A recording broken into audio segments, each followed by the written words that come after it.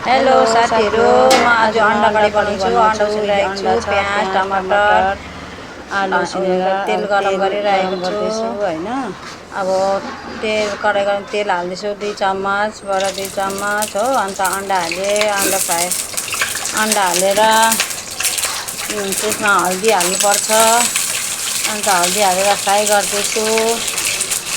अन्डालाई अलिक रातो गरेर फ्राई गर्नुपर्छ हो। फ्राई गरेको चाहिँ अलिकति टेस्ट हुन्छ अरे नि त। अन्तखेरि चलाउँदैछु अन्डा करी। आज अन्डा करी बनाउने हो। अन्डा अब फ्राई भइसक्यो रातो। अन्डा निकाल्दैछु। अन्डा निकालिसकेपछि अन्त तेल अलिक अझै हाल्नुपर्छ। तेल कम्ती छ, अझै 1 चम्मच हालेँ होइन। त्यहाँदेखि प्याज हालेँ।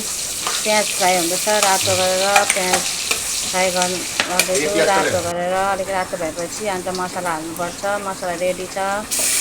मसला सबै मिक्स मसला हो होइन। अन्त टमाटर हरा मिर्च हालिदिएको छु। अन्तखेरि नुन हल्दी हालेँ। अन्त फ्राई गर्दैछु मसलालाई। फ्राई भइसक्यो होइन। त्यहाँदेखि आलु हाल्छु।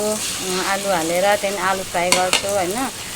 आलुमा अलिकति फ्राई गर्दैछु। आलुलाई अलिक मजाले जति फ्राई गर्यो त्यति टेस्ट हुँदो रहेछ सब्जीहरू। चाहे चिकन मटन होस् चाहे सब्जी होस्, फ्राई चाहिँ मजाले गर्नुपर्छ। फ्राई नै सबसे ठुलो टेस्ट हो। फ्राई गरेपछि अन्त फ्राई गर्दैछु मजाले हो। आलुलाई मजाले फ्राई गरेपछि अब अलिकति 1 मग जस्तो अन्त त्यहाँदेखि पानी हाल्नुपर्छ। किनकि अन्डाको ग्रेभी बनाउनु पऱ्यो नि त होइन। अन्त ग्रेभी भयो। अन्डा पनि हालिदिइसकेँ उसिनेर। अन्त अन्डा करी रेडी भइसक्यो मेरो। अब निकालेर अन्त रेडी भयो। अब उम्लेपछि रेडी अन्डा करी। अब के अरे अब सर्भ गर्नुपर्छ बाटीमा हालेँ। अन्डा करी रेडी मेरो साथी हो।